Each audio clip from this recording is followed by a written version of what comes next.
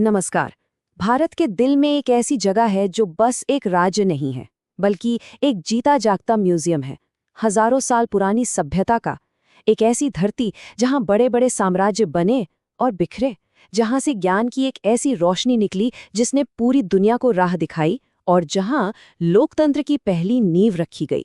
तो चलिए आज बिहार की कुछ ऐसी ही अनकही कहानियों को जानते हैं, जिन्होंने सिर्फ भारत को ही नहीं बल्कि पूरी दुनिया के इतिहास को एक नया मोड़ दिया। एक सवाल है, क्या कोई लाइब्रेरी 3 महीने तक लगातार जल सकती है? मतलब क्या ये मुमकिन है कि कहीं पर इतनी किताबें, इतना ज्ञान इकट्ठा हो कि उसे जलकर राख होने में ही महीनों लग जाए? सुनने में कहानी लगती है ना, पर यह कोई कल्पना नहीं, ये एक हकीकत है। एक ऐसी हकीकत जो इतिहास के सबसे बड़े नुकसानों में से एक की याद दिलाती है।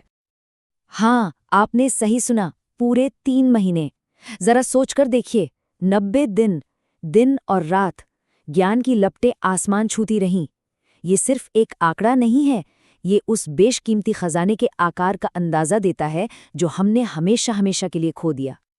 और वो जगह थी नालंदा। देखिए, ये सिर्फ एक यूनिवर्सिटी नहीं थी, इसे दुनिया की पहली रेजिडेंशियल सुपर यूनिवर्सिटी कह सकते हैं।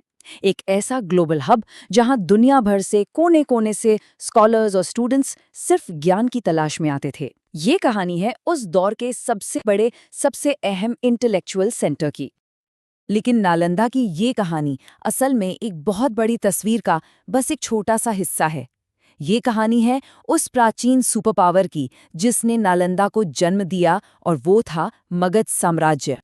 मगध को उस जमाने का सुपर फास्ट एम्पायर भी कहा जाता था, और भला क्यों न कहा जाए?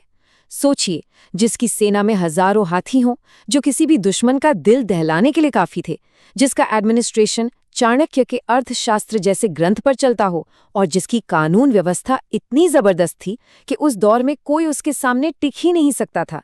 ये सिर्फ ताकत की बात नहीं थी, ये एक मिसाल थी सिस्टम और ऑर्गेनाइजेशन की। और इस साम्राज्य को चलाने वाले भी कोई ऐसे वैसे नहीं थे।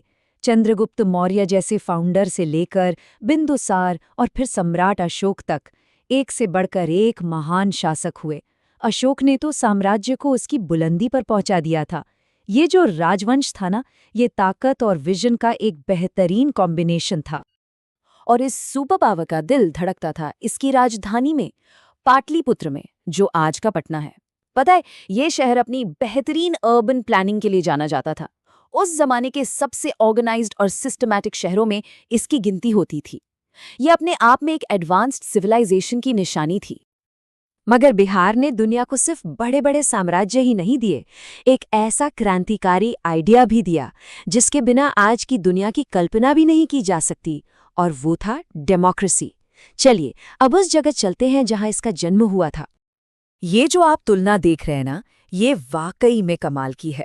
सोचिए, 2500 साल पहले जब पूरी दुनिया में राजाओं और सम्राटों का राज था, तब बिहार के वैशाली में कुछ बिल्कुल अलग हो रहा था।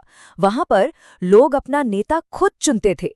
जी हाँ, ये दुनिया का पहला रिपब्लिक था, एक ऐसी व्यवस्था जो अपने वक्त से सदियों आगे की सोच थी। और बिहार की ये जो क्रांतिकारी सोच है ना, ये सिर्फ पुराने जमाने तक ही सीमित नहीं रही, ये मॉडर्न टाइम में भी जिंदा रही। और इसी जमीन से एक साधारण इंसान के महात्मा बनने का सफर शुरू हुआ। बात है साल 1917 की। चंपारण में नील की खेती करने वाले किसान अंग्रेजों के जुल्म से परेशान थे, तो उनके हक के लिए एक आंदोलन शुरू हुआ। और ये आंदोलन सिर्फ उन किसानों के लिए ही नहीं, बल्कि पूरे देश के लिए एक टर्निंग पॉइंट बन गया। और पता है, यही वो चंपारण सत्याग्रह था जिसने मोहनदास करमचंद गांधी को महात्मा बनाया। वो यहाँ एक आम वकील बनकर आए थे, लेकिन यहीं से वो पूरे देश के नेता बनकर निकले। ये उस महान सफर की शुरुआत थी जिसने आगे चलकर भारत को आज़ादी दिलाई। अच्छा, इतिहास और राजनीति से थोड़ा हटकर बात करें तो बिहार की असली आत्मा तो इसकी संस्कृति और इसकी परंपराओं में बसती है। तो चलिए जरा इस धरती का स्वाद चखते हैं। जैसे लिट्टी चोखा की ही कहानी ले लीजिए। एक वक्त था जब ये सिर्फ मजदूरों का एक सादा सा खाना हुआ करता था। मिट्टी और धुएं की धीमी आंच पर पकने से इसमें एक अलग ही सौंधा सा स्वाद आता है। आज ये सिर्फ एक डिश नहीं है, ये एक एक्सपीरियंस है जो बिहार की सादगी और जायके का सिंबल बनकर पूरी दुनिया में फेमस हो चुका है। और फिर बात करते हैं सोनपुर मेले की, दुनिया का सबसे बड़ा पशु मेला। इसका स्केल इतना बड़ा था कि ब्रिटिश ऑब्जर्वर्स ने भी इसे एशिया का सबसे विशाल मेला कहा था। ये वो जगह थी जहां एक जमाने में हाथियों तक की नीलामी होती थी, और आज भी ये मेला बिहार की जिंदा दिल परंपराओं और कल्चरल एनर्जी का सेंटर बना हुआ है। तो ये जो कहानियां हैं साम्राज्य की, लोकतंत्र की और संस्कृति की, ये अपने पीछे एक बहुत गहरी विरासत छोड़ गई हैं। चलिए अब इसके कुछ दिलचस्प रहस्यों पर भी एक नजर डालते हैं। जैसे कि बेतिया का खूनी तालाब, जिसका रहस्य आज तक कोई सुलझा नहीं पाया। एशिया का सबसे ऊंचा बौद्ध स्तूप केसरिया, वो भी यही है। और तो और ह्यूएन जैसे महान ट्रैवलर्स ने अपनी किताबों में बिहार को ज्ञान की राजधानी का दर्जा दिया था। ये सब बातें यही बताती हैं कि इस जमीन पर आज भी खोजने के लिए कितना कुछ बाकी है। तो आखिर में हम कह सकते हैं कि बिहार सिर्फ एक जगह का नाम नहीं है, ये अपने आप में एक आइडिया है, एक ऐसी जमीन जिसने हमारे पास्ट में पूरी दुनिया को एक नई दिशा दी।